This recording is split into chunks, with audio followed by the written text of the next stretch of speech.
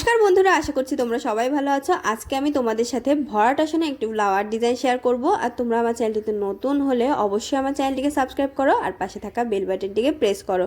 তো চলো এবার আমরা ডিজাইনটি দেখে নেব। ফার্স্টে আমি একটি লাইট অরেঞ্জ কালারের উল নিয়ে নিলাম। এটি দিয়ে আমি 6টি ঘর নিয়ে একটি লাইন তৈরি করে নিচ্ছি। এই লাইনটি তৈরি করার পরে পরবর্তী লাইন দেখো, উপরের দিকে একটি ঘর বাড়িয়েছি আর নিচে একটি ঘর বাড়িয়েছি, অর্থাৎ 8টি ঘর নিয়ে তৈরি করলাম। তো এইভাবে করে উপরের দিকে এবারে আমি একটি ঘর বাড়াবো আর নিচের দিকে কমাবো। এভাবে করে আমি 8টি ঘরের মোট 4টে লাইন তৈরি করে নেব। দেখো আমার 4টে লাইন কিন্তু তৈরি হয়ে গেল। এবার আমি এটি তৈরি করার পরে আমি বিপরীত সাইডে দেখো ভি শেপ আকারে যে ঘর লাইনটি আছে সেই লাইন বরাবর 8টি ঘর গুনলাম। গুনে নিয়ে আমি আরেকটি লাইন তৈরি করছি। এই লাইনটি তৈরি করার পর এবারে আমি নিচের দিকে ঘর সংখ্যা বাড়াচ্ছি আর উপরের দিকে ঘর সংখ্যা কমাচ্ছি। এভাবে করে প্রথমে 8টি ঘরের মোট 4টে লাইন তৈরি করলাম। তারপরে দেখো দুই সাইডে একটি একটি করে ঘর কমিয়ে আমি 6টি ঘরের আরেকটি লাইন তৈরি করে নিলাম।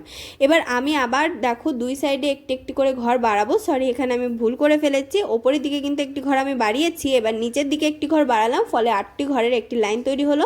এই সেম লাইন আমি মোট 4টে তৈরি করে নেব।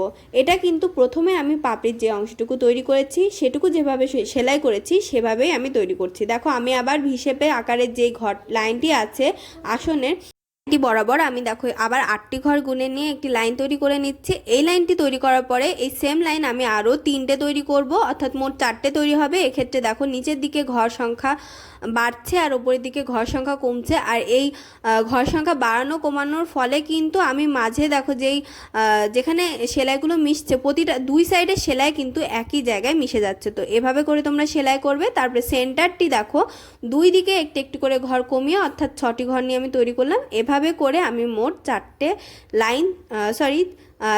পাপড়ি তৈরি করে নেব।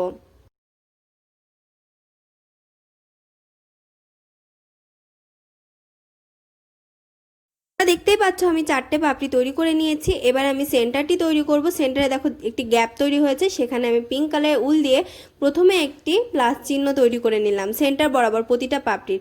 তারপরে এবারে আমি দেখো এখানে আমি এবার এই সেন্টারটিকে ভালো করে আটকে নিচ্ছি ক্রস চিহ্ন তৈরি করে ওপরের অংশে। তো এইটুকু কমপ্লিট করার পরে দেখো আমি যে সেন্টারটি আছে এই বরাবরে যে পাপড়ির সেন্টার সেখান থেকে আমি 6টি ঘর গুনে নিয়ে প্রথমে একটি লাইন তৈরি করছি। এই লাইনটি তৈরি করার পরে এর সাইডের দিকে দেখো যেই পাশে আমি গেলাম সে পাশে আমি ওপরের দিকে একটি ঘর বাড়াচ্ছি, নিচের দিকে কমাচ্ছি। এভাবে করে আরও 2টো লাইন তৈরি করলাম।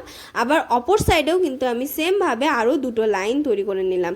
তো এভাবে করে আমি এই লাইনটি তৈরি করলাম। এবারে আমি দেখো এই কৌণিক বরাবর যে ভিশেপগুলো তৈরি হয়েছে সেখানে আমি 5টি ঘর নিয়ে দুই সাইডে প্রথমে একটি ভিশেপ তৈরি করলাম।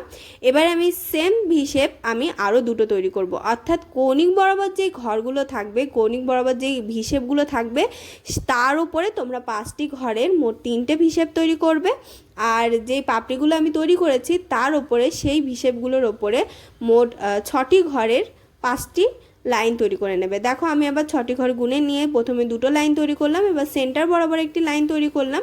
এটি কমপ্লিট করার পরে আমি আরও 2টো লাইন এখানে তৈরি করে নেব।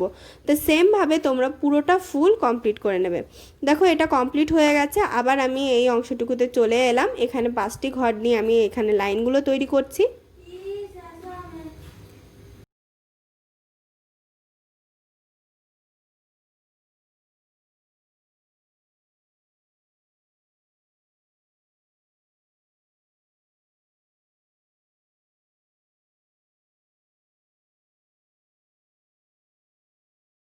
দেখো পিঙ্ক কালারের এই সাইডের অংশটুকু কিন্তু কমপ্লিট হয়ে গেল। এভাবে করে পুরোটা ফুল তোমরা কমপ্লিট করে নেবে।